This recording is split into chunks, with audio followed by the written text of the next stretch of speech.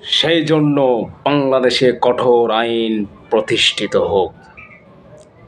কঠোর আইন প্রতিষ্ঠিত করতে হইলে ইসলামিক আইন লাগবে, কোরআনী আইন লাগবে।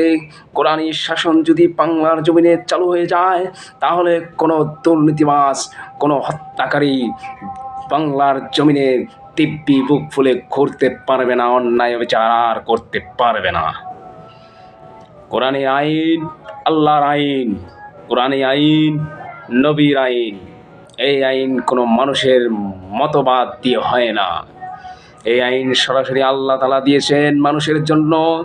যদি কোরআনী আইন প্রতিষ্ঠিত হয়, কোনো মানুষ বিনা অপরাধে আর খুন হবে না, কোনো নারী ধর্ষণ হবে না, কোনো মানুষের অন্যায় অবিচার আর এই বাংলার জমিনে হবে না। মুখে হাসি বুকে বল, তেজে ভরা মন, মানুষ হইতে হবে মানুষ যখন।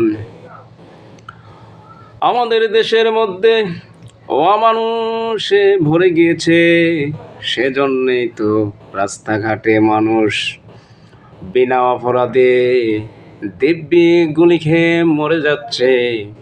এই যে দেখুন, ওসমান হাদিকে দিনের দিবালোকে গুলি করে হত্যা করেছে, কিন্তু এই হত্যাকারীরা এখনো বেঁচে আছে, তাদের কোনো বিচার হয়নি। বাংলাদেশের মানুষ সবাই জানে, কিন্তু তাদের কোনো বিচার করা হলো না।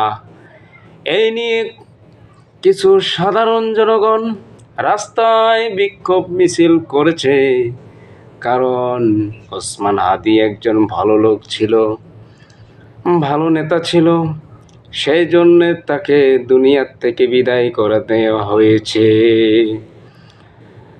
কারণ ভালো লোকরা থাকলে খারাপ লোকরা কখনো খারাপই করতে পারে না। সেই জন্য ভালো মানুষকে দুনিয়ার থেকে বিদায় করা দেওয়া হয়েছে।